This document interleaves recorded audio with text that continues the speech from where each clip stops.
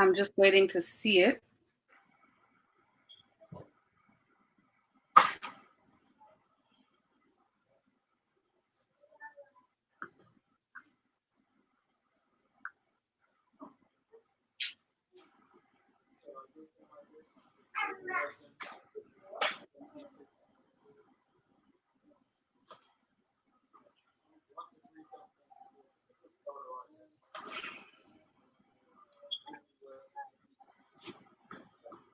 All right. Wonderful. We are live. We are live. We are live. And I'm so glad everybody is joining us today. Please excuse me if you did get a little bit of the background messaging. We had a little bit of delay and we weren't sure if we were live yet. But hello, everybody. Hello, Facebook, Malawi Diaspora Network. My name is Agnes Nkhata-Blackwood. I am the president of Malawians in Texas organization, and I'm a member of the Malawi Diaspora Network. Welcome to Diaspora Discussions. And this is something that we've started doing every Sunday. One, to introduce you to our team, the Malawi Diaspora Network, and also bring awareness to the Malawi Diaspora Network COVID-19 PPEs for Malawi fundraising campaign, in which we are banding together as Malawian organizations from all over the United States to collect money so that we can purchase very life-saving PPE for our healthcare workers in Malawi. And we're so excited to do this, and we welcome all the Malawians all over the world to join us in this effort.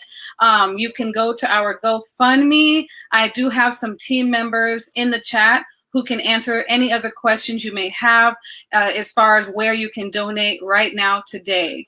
Once again, this is Diaspora Discussions, and my name is Agnes, and I also want to welcome my co-host for the evening. Yes, this is my comrade in the Malawi Diaspora Network, Felix Lindeire. And of course, he's going to let you know a little bit more about himself, but allow me to introduce him properly. So he is a certified public accountant by profession and also a martial arts instructor during his spare time. In 2010, he founded the Lindeire and Company International, a certified public accounting firm specializing in the audit of profit, nonprofit, and local governments. As the managing partner of Lindeire and Company International, certified public accountants, Felix Lindeire is responsible for running all the facets of the business.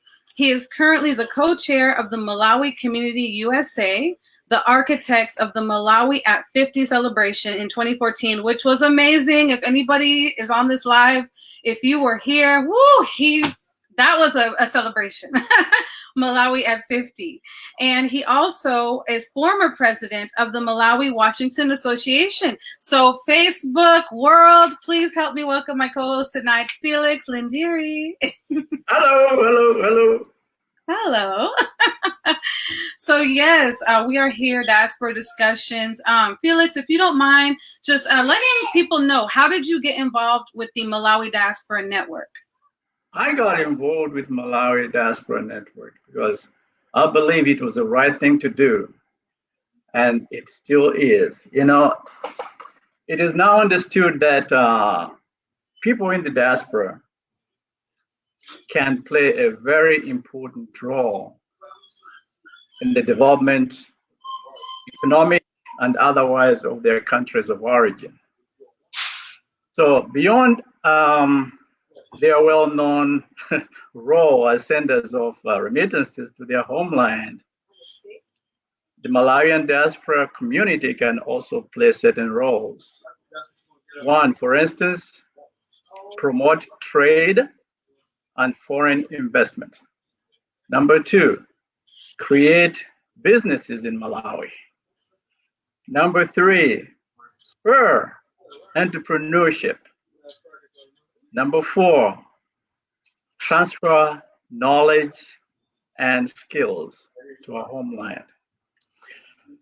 For those who are not aware of how this whole thing started, the Malawian diaspora community, we had to form this organization because we needed an organization and create an entity that could drive the agenda. The agenda was, of course, as I said before, is to help develop our homelands.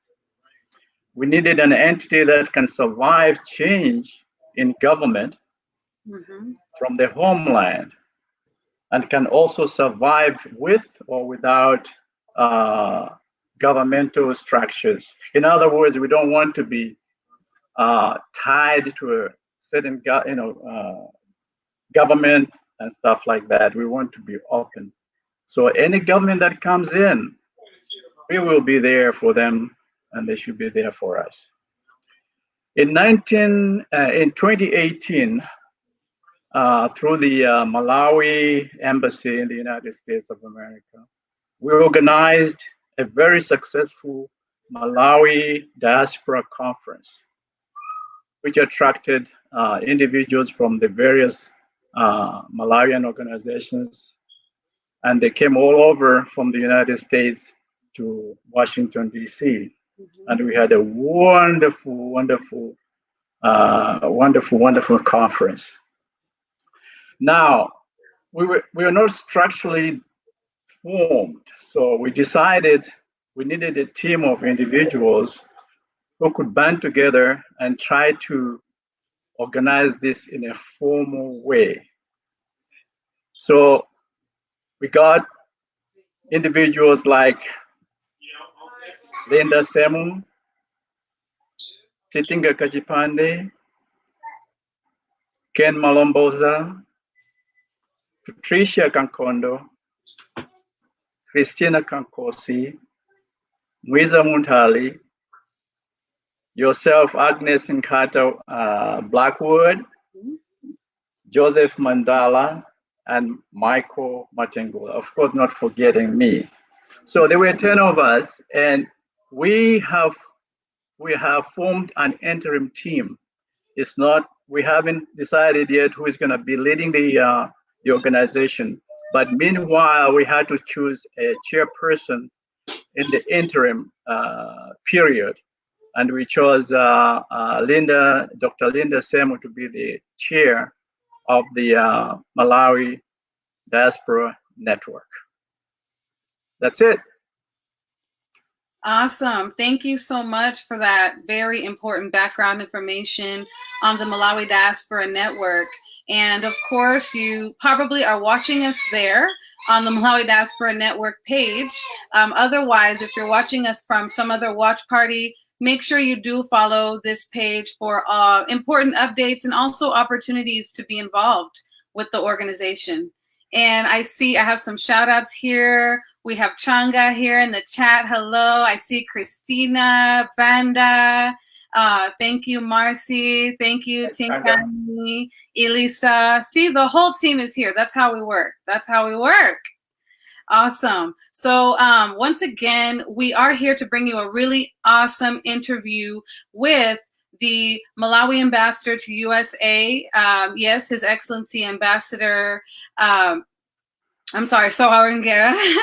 And see, I'm just losing it because I'm excited because we have some really great in-depth questions that we prepared for this interview today.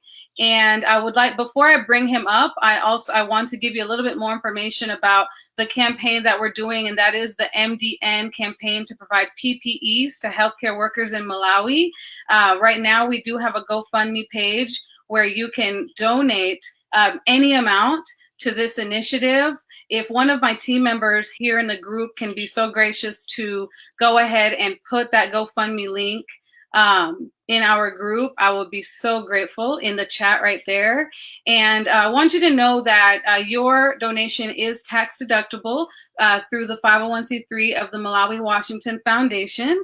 And we're doing everything to make this a very transparent campaign. And, you know, we know that no matter what your opinion is on this whole, the pandemic or COVID-19, we know that one thing is for sure, we have to protect those who protect us. And those are doctors, nurses, frontline workers, healthcare workers. If we have any tuning in, I want to say, Zikomo Kwambiri, thank you so much for your service and for your work. And as Malawians in the diaspora, we really felt a huge responsibility to make sure that we contribute to the safety of our healthcare workers in Malawi. So please make sure you go to that GoFundMe. Thank you, Christina Banda, for putting that in the chat, okay? So without further ado, I would like to start the interview that we've planned for you today with our very special guest. Right now, I would like to bring in Ambassador Edward Y. Sawerengera, and he is serving as the Malawi ambassador to the United States. So allow me to bring him into the chat and we can start this great interview. Hello. Thank you, Agnes. Thank you so much for joining us. How are you today? Very well. How are you? I'm great. Thank you. Hello, Afugu. Hello, Abana. Muito bem. Tiri kaya zatu. Ade bwino. Corona ikaye basi. Watitsekera manyumba. No, I'm very grateful and thank you so much for actually having me here, Agnes. Thank you. Thank you for joining us. And we really appreciate you taking this time out today. We would definitely like to get right into this wonderful discussion, which people have been looking so forward to. And the first question I would like to ask you this evening is, well, there are many campaigns toward the cause of ending the spread of COVID-19 all over the world, including Malawi. I want to ask you, Mr. Ambassador, why have you chosen to support this particular initiative by the Malawi Diaspora Network? Thank you, Agnes. This is obvious. This campaign is being actually championed by, is it Malawi Diaspora Network, which is a Malawi group in the United States of America. And by virtue of my position as Malawi's ambassador, Malawi's representative to the United States of America, it becomes natural for me to support this campaign. It is therefore, not a matter of, choice or what have you, by belonging to my own group. So as a person in the United States of America, representing Malawi in the US, and part of the community of the Malawi diaspora here, it's automatic that I must be part of this campaign. So I'm happy that I'm part of you. Thank you. Zikomo, thank you so much, Mr. Ambassador. And your support, for me, I feel like it gives a lot of legitimacy to the campaign. And so we really do appreciate having your support. So moving on, I'm going to bring back my co-host so that he can also share his questions with you. Your Excellency, my question is the Malawi government in communication or in consultation with the World Health Organization? Can you hear me? I think you can't hear me. I can't hear. Oh, we can hear you. How about now? I can't hear what Felix is saying. Will you please repeat the question? Let's see if he can hear you now. Okay, my question is the Malawi government? No, you can't hear me? Oh.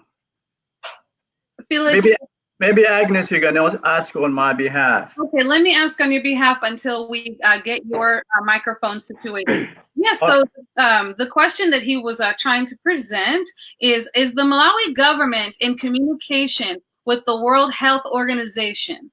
And what do you foresee as far as the pandemic and how it is going to affect our country? Thank you very much, Agnes.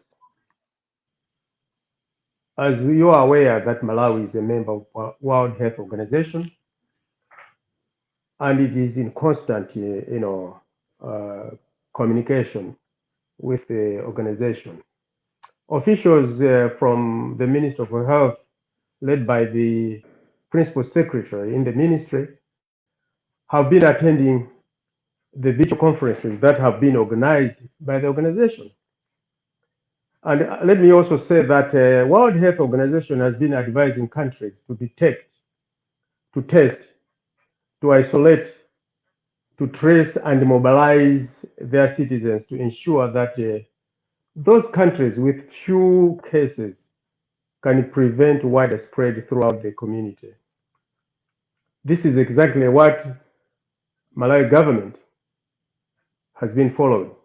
The government has been detecting, it has been testing, it has also it has been isolating cases and on daily basis disseminating that information, the outcome of the test and what have you, to the public on daily basis.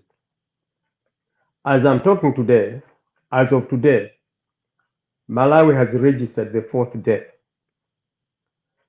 And as today, there is a total of 83 confirmed cases from 2,604 tested cases, tested people. Out of the 83 confirmed cases, as I already said, 4 have died and 33 have recovered. As the day was actually going to set, we are remaining with 46 active cases. Now, as regards to projections, there are no reliable projections as at the moment. But studies have been conducted for the whole sub-Sahara region, and it is being said that the region may not be impacted much due to early suppression of the disease. And also, the population in the region, I think the population structure is largely comprised of younger age. But about our country, I would say that we'll be affected, because as you are aware, the pandemic, this coronavirus, COVID-19, affects both the health sector as well as the economic sector. And as you're quite aware that Malawi is largely agro-based, we depend on agriculture. Our economy is largely dependent on agriculture. And we have, our agriculture is, it depends on rain-fed, and we have one rainfall season. As we're talking now, we have just harvested our, agriculture products from the 2019-2020 agriculture season. So with that in mind, the impact on agriculture might be mild because we have already harvested. But we expect a serious, heavy impact on the health sector,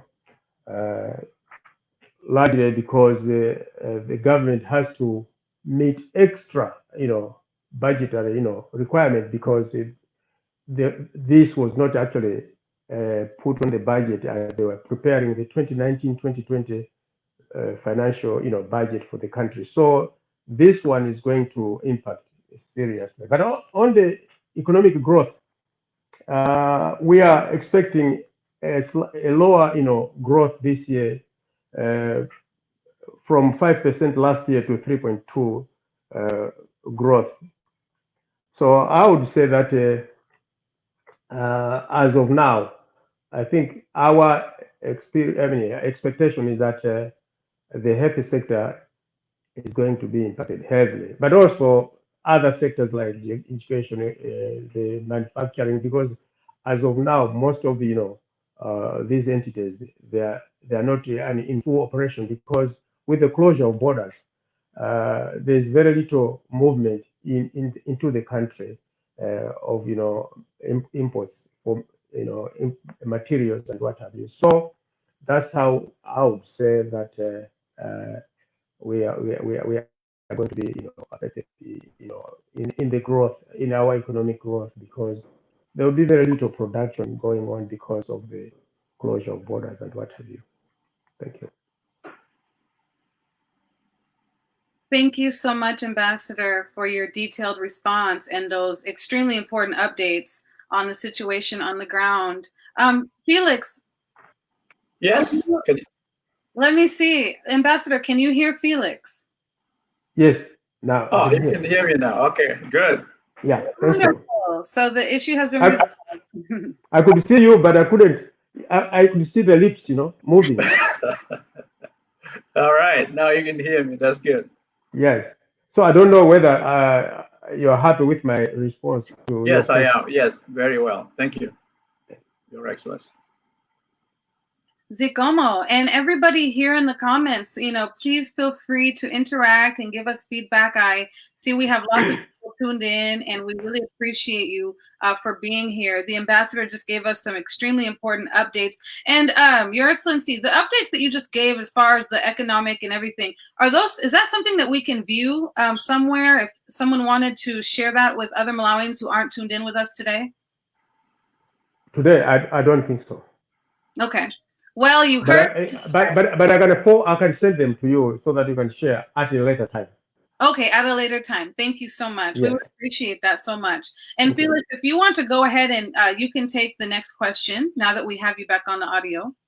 Okay, I'll ask this question. According to a recent statement by President of the United States of America, Trump, a lot of ventilators are being made available to other countries that might need them. And I think Malawi is one of them.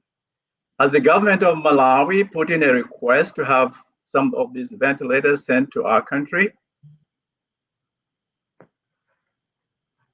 Thank you, Felix. As you are aware, Malawi actually declared a state of emergency on March 20. That was way before Malawi had registered any COVID case by that time. The reason why we did that was to alert the international community and all those that support us to ring a bell in advance. We were able to, we understood our capabilities, capacity. So we wanted to make sure that we alert the partners, the working partners, the multilateral as well as the bilateral, partners. We need more support in terms of facilities as well as equipment. With that, announcement by the President of America, we're happy.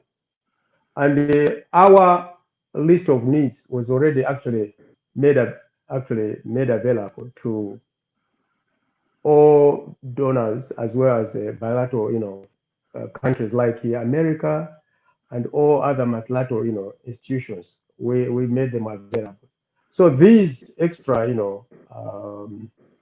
ventilators that are being put on a list, we are more than happy to receive them. So I would, in response to your question, I would say yes, that list was already made available of our requirements, our needs, and we are just waiting for that support because we have a gap of needs.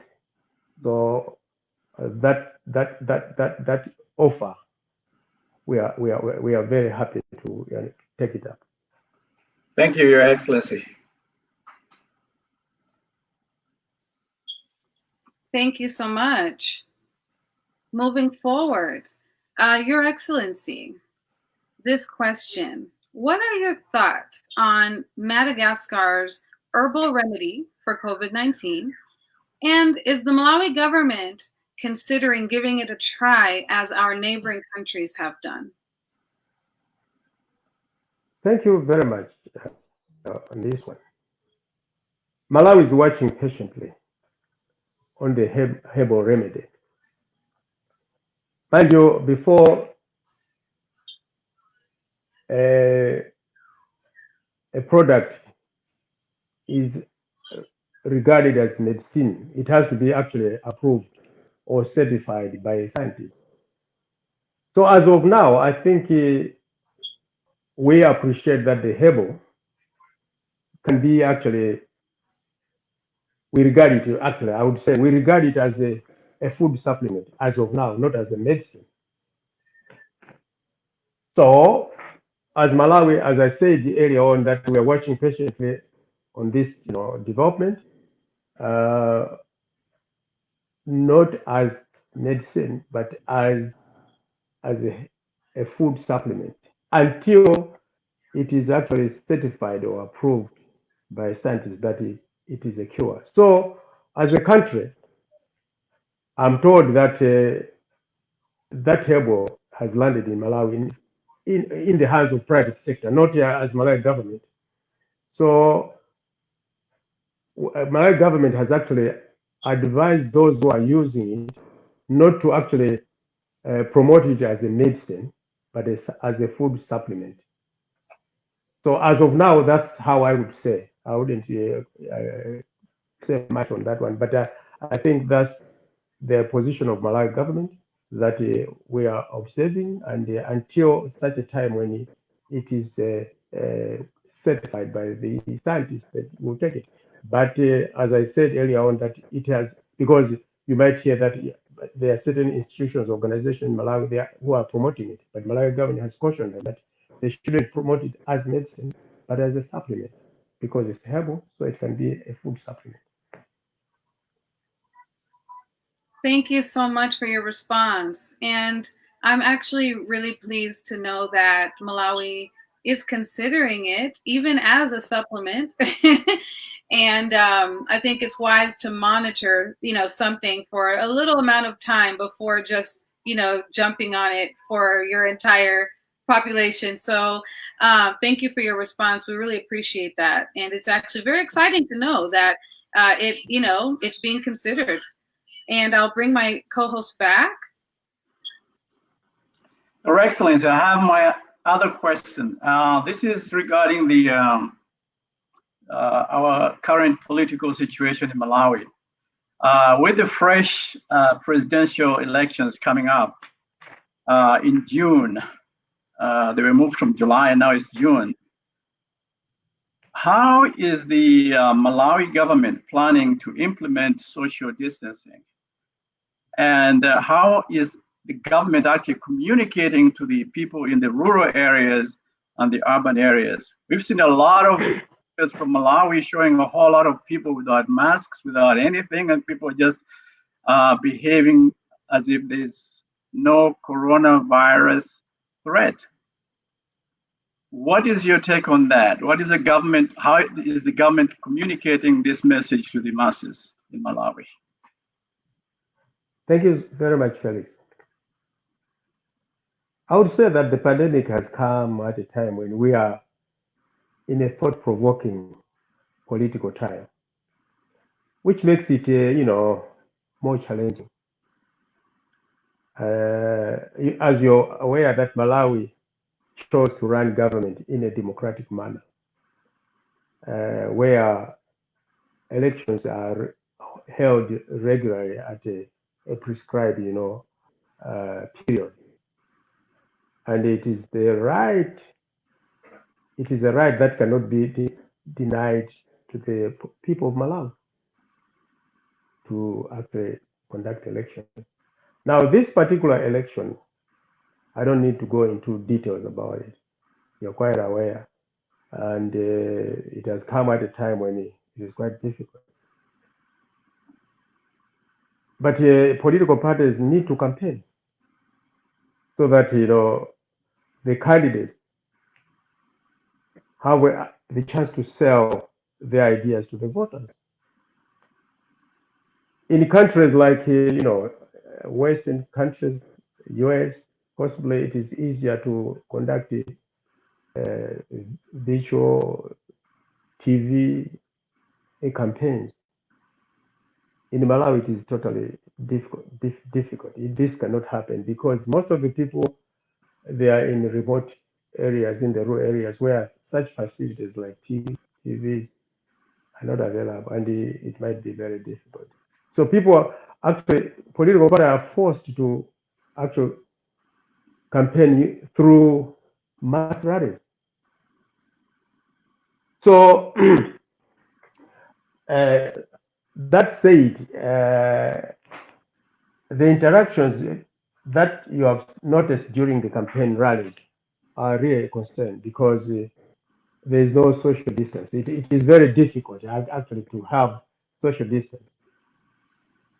But I think the measures that are already in place put in by Malawi government, which were actually under the at the beginning when government was actually telling the mass about the pandemic, I think they had put down procedures that had to be followed. I would think that those measures and procedures which are already in place, they fit for the situation. I'm talking, things like, more government continues to make, the public aware of what they should be doing, like a regular, hand washing, wearing of, face masks. Those are there. Yes, not many people on the rallies are putting on those, but the messages are actually made aware to the people, and also the dangers of not actually following those messages are made aware. I would say that the public is being encouraged to avoid touching their faces, and also they are sanitizing water reservoirs in some local areas, actually provided by United Nations. They are helping in this area. But my prayer is God's protection be upon the people during this time, because as you have rightly observed, it is quite difficult for some of the procedures that are put there to be implemented, like the social distancing, and a lot of people are not wearing masks. But we hope God, Lord, will have mercy upon the people of Allah. Yes, Your Excellency, I understand God will have to pray to God to help us, but we need to be upfront and do something for ourselves. In other words, what are the actual procedures that the government and policies that the Malawi government has put forward? Because you can say don't congregate, don't be in don't hold masses, but what is it? What is it really what they're doing? What is the government doing? Are they really enforcing that, or are they just saying, well, we'll wait until after the elections, and maybe half or the whole population of Malawi be infected? As I said, that the awareness campaigns are in place, but also government supported by various non-government organizations. There are there are quite a number of is it a Red Cross and other NGOs? They are providing face masks. But as I said, to the remote, to the rural, they are providing them to the rural. But whether the people are putting them on or not, that's a question which we have to answer. But non-government organization, as I said, the United Nations, they are providing water reservoirs for sanitizing, the waters, and these other NGOs which are providing, face masks, they are actually supplying to various rural areas. But as we have observed in most of the rallies, I think there are very few people wearing those, face masks. So government reinforcement, it might be seen as interfering because the campaign has been opened by, during the elections and during campaign time, the in charge is the Electoral Commission. Government plays, because the government is also an interested party in the election. So at times they might be seen as if they are actually stopping people from attending that rally. So there's very little government can do apart from actually uh, making people aware what they should be doing and what if they don't do, what will happen, the consequences of not doing some of those procedures which are put there. But there's very little government can do at this time because the best would have been possible to actually postpone the election. But since the court actually said they must proceed, so government, very little they can do to this. But I know all those players who are on the ground, they are doing their part to protect the people. What will happen after that? Let's wait and see. Thank you, Your Excellency. I know there isn't much you can do, but I believe the government in Malawi maybe can do something. Agnes, you have any questions? Thank you both. And, these are burning questions, let's be honest, that Malawians in the diaspora always want to know since the beginning of this pandemic. Ambassador, you're having trouble hearing me? Felix, can you hear me? I can hear you, yes. Okay, hold on. Yeah, I can hear Felix. You want to ask your question and I'll ask the ambassador? Agnes. Hello, can you hear me? Yes, I can hear you now. Oh. Great. So, yes, no, I was simply saying these are burning questions, that the whole diaspora has on their mind. And I just want to appreciate you for taking the time to be here with us to address these, because it's not every day that we get to sit in front of, you or, representatives of our government and just have a conversation like this. So, we're thankful for the technology and the opportunity, the cooperation. Thank you, Felix. Great job.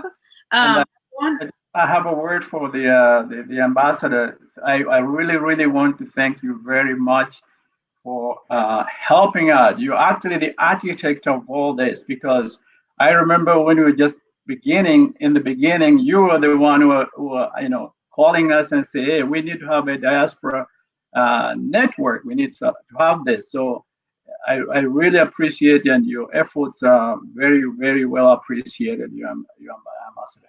Thank you. I'm humbled, but I would also say this only materialized because you were more than willing, you are very supportive, you are positive, and actually this initiative which you are undertaking under the MDN is a commendable because of your positiveness. If it was not your people, especially the leadership of the diaspora from the various, organizations across the US, because I managed to travel to Seattle, to Texas, where I met Madam Blackwood, in DC, in New York.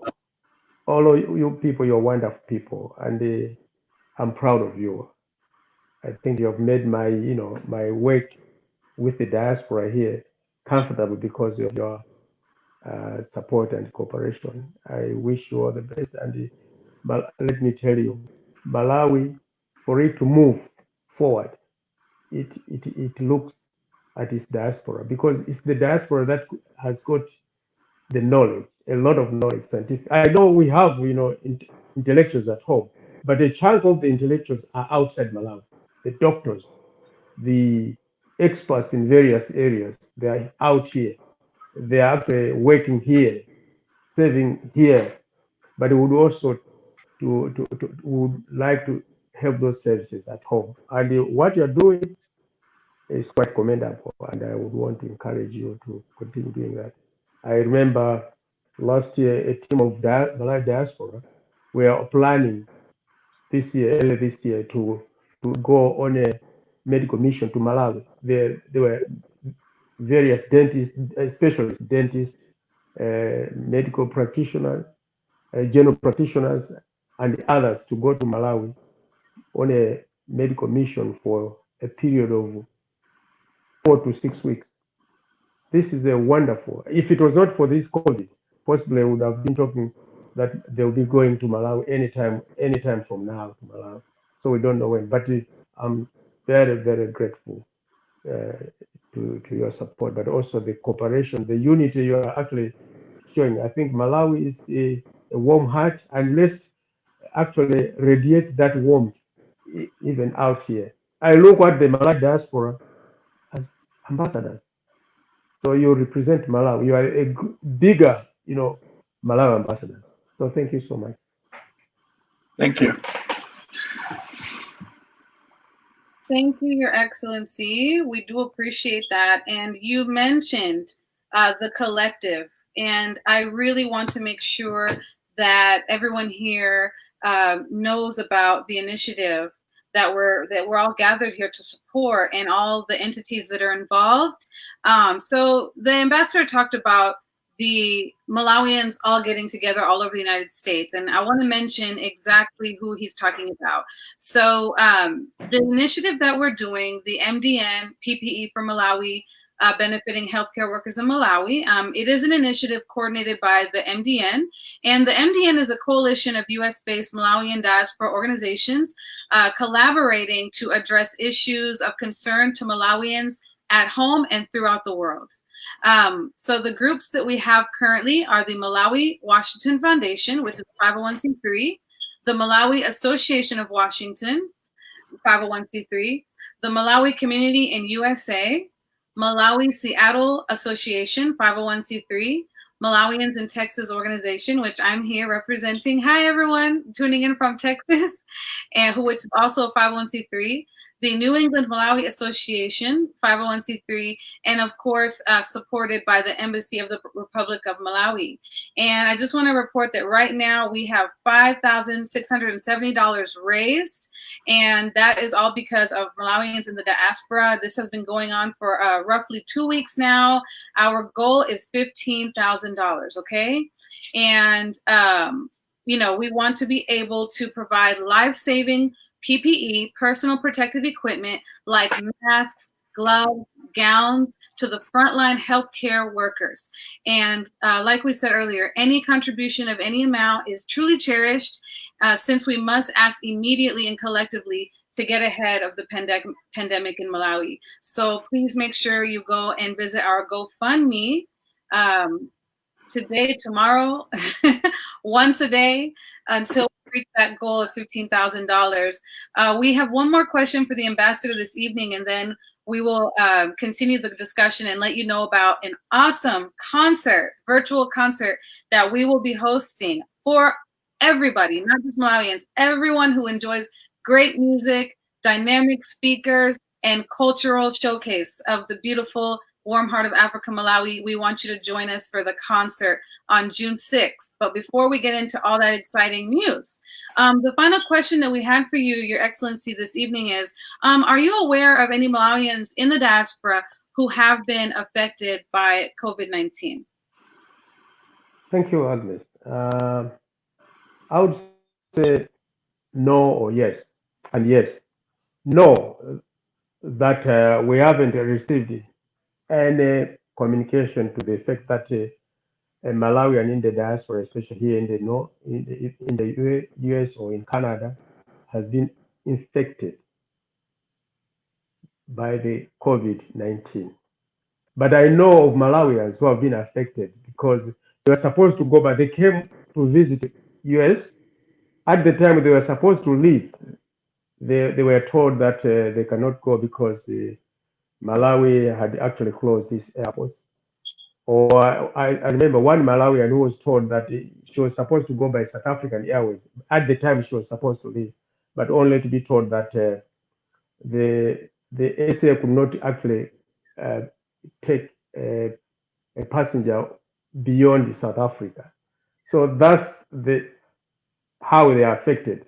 There are some students who are supposed to go back to Malawi to actually renew their student visas, but they can't do that. So they have requested our embassy to work out with U.S. government if we can, it will be possible for this particular year only to have their visas renewed in the country here, as opposed to go to. So that's how, that's the only way I would say that I have some Malawians in the US who are actually affected, but not in terms of being infected.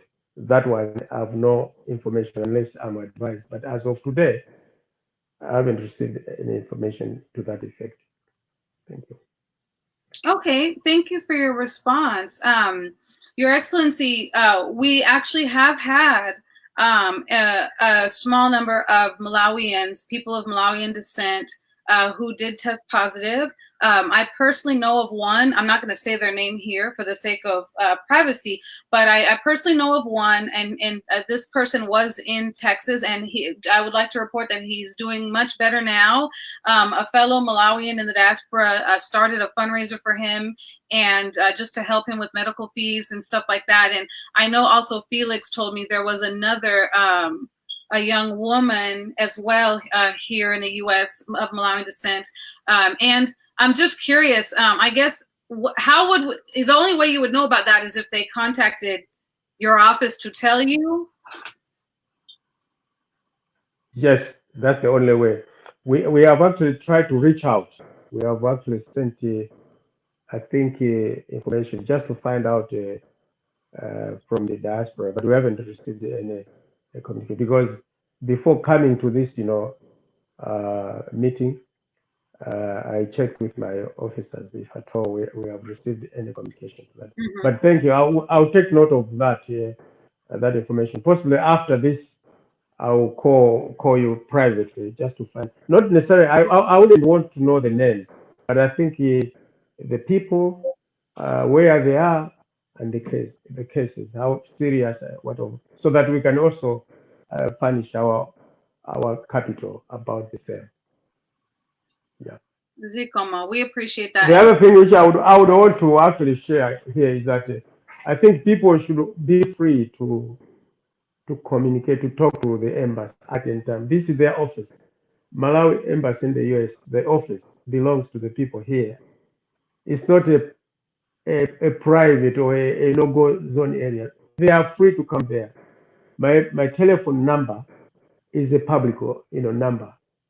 I've actually, wherever I've gone, I've actually let my number, I've given people that anyone who would want to talk to me can talk to me.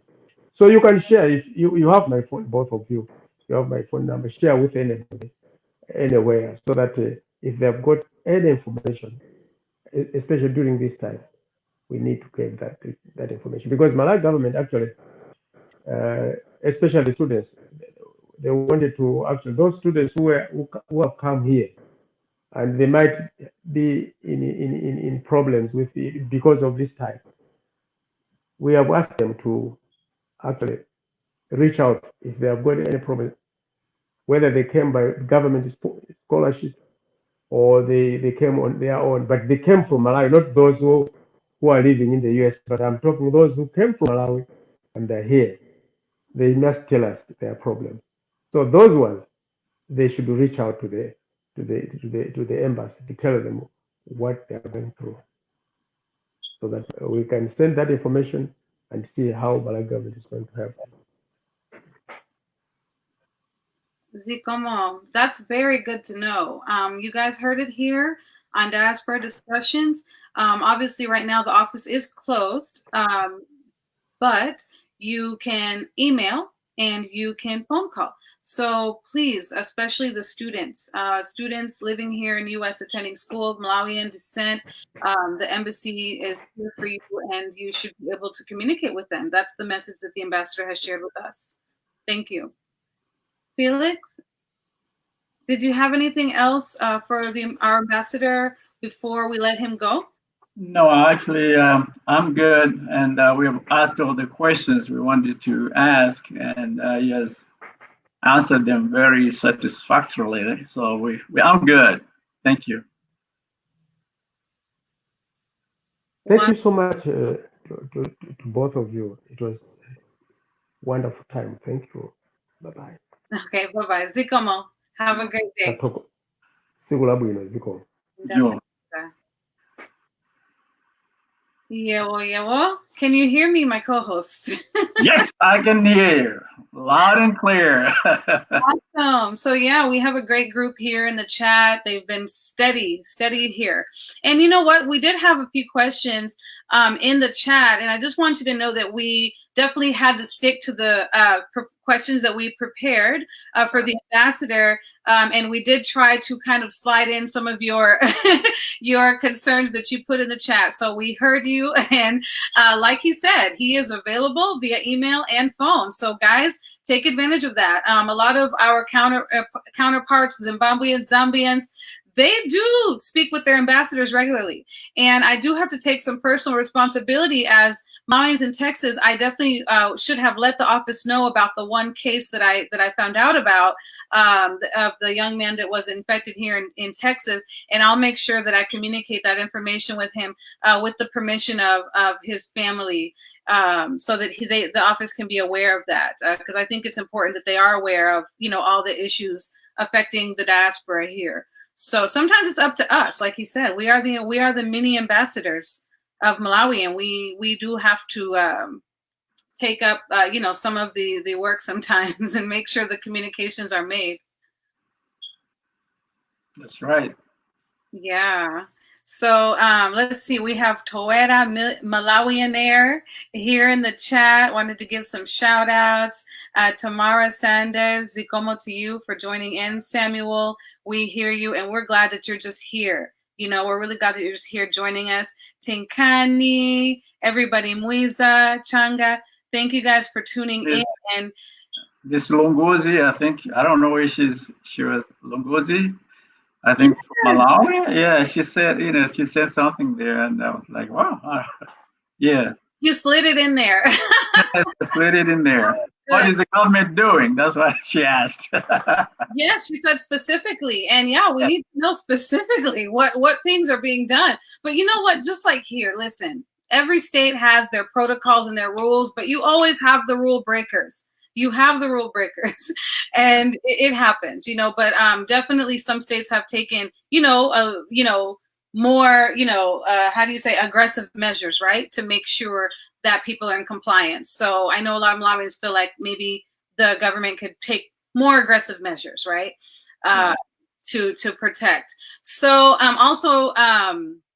Honorable Nguzi, I want you to know, she said, oh, make sure you send the PPEs and not the money. So about that and our campaign, we are planning to have the PPEs purchased. Isn't that right, Felix? Yes, we are planning to have them purchased, but I asked the supplier, how are we going to do it? It has to go there as quickly as possible. So they're going to give me a timeline when they can get there. My preference would be to identify people in Malawi, the tailors or somebody in there who can make these things.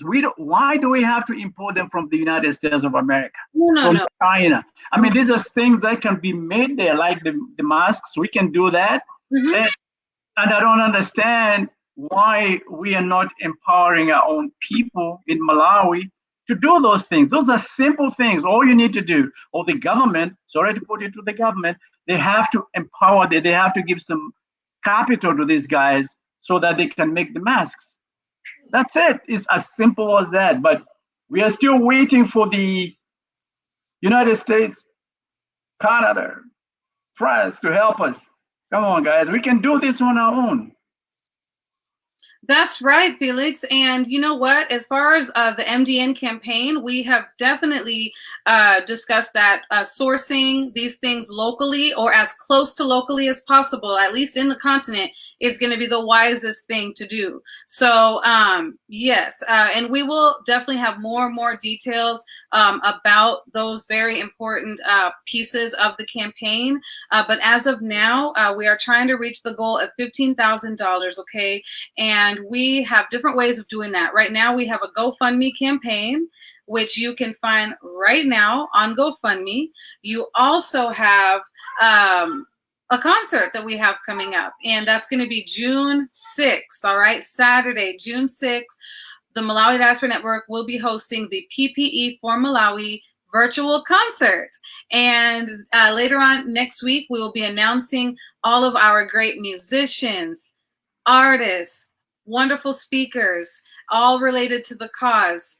You'll also be joined by our chairwoman, Dr. Semu. You'll be joined by all the heads of the organizations that I mentioned earlier. And you'll also be able to see some of our friends of Malawi there at the concert who support Malawian initiatives. I want to say thank you to the Zambians, okay, who have joined us. I saw we had people from UK. I know we had some people from Uganda joining us on the live. Thank you so much. We appreciate the solidarity, and we invite you to join us for this virtual concert. We'll have all the information for you right after this show. We're going to show you the brand new flyer, save the date, June 6th, Saturday. And yeah, it's going to be lit. I can't put it any more plain than that. We have the baddest, hottest DJs from the Malawian diaspora are ready to perform for you, all for a great cause for our healthcare workers in Malawi. And we just want you to join us, and so we can have a good time for a good cause. Right, Felix? Yes, absolutely.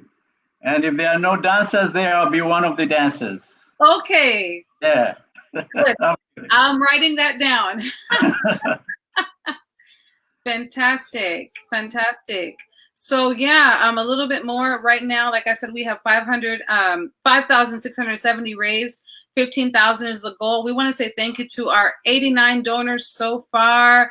Thank you so much once again for contributing to this cause. And you can find all the updates on this page, Malawi Diaspora Network. I am a member. Felix is a member. Every Sunday, you're going to be joined by different members of the Malawi Diaspora Network, giving you more information about the campaign, introducing ourselves, and bringing some great dynamic guests from here and all over the diaspora to discuss, issues affecting our community at home and abroad. So, that's all I have. If you don't have anything else, Felix, let's leave them with some good energy. What is your final message to our diaspora viewing this show today? My final message is let's try to beat the 15,000 target. If we can do it maybe by next week, then we'll be able to have enough money to send the money home, or we can purchase the PPEs here. So please donate, and that's the way to go. Do it the Malawian way.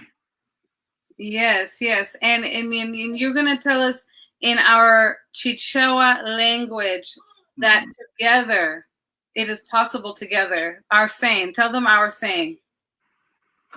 Umozi. That's it. Pamozi? No, umozi. Pamozi tikuza upanga zintu zambiri mbili. Okay. Zikomo. That's the long version. We love it. Yeah. So once again, thank you. My name is Agnes Nkhata-Blackwood, representing Malawians in Texas organization, and I am Felix Lindeire, representing the Malawi Community USA. I'm the co-chair. My other co-chair is Ken Malomboza. I think you'll be here next week, right? We will be announcing the lineup for next week's Diaspora Discussions shortly. Yes. And once again, please stay tuned to the Malawi Diaspora Network page, where we are going to give you all of the great news about the PPE for Malawi virtual concert, June 6th, okay, right here on Facebook Live. We'll also be streaming on YouTube Live, as well as multiple pages and groups on Facebook Live, okay? So let's band together, guys. We can do this. Let's band together and help our frontline workers. You saw those amazing nurses protesting, right? And they had a sign in their hand. I'll never forget it. It said, help us protect us, and we will protect you. That's as good as it gets. Yeah. That really touched my spirit and gave me more energy for this campaign we're doing. So thank you. Good night. Please visit our Bye, GoFundMe. everybody. God bless. God bless.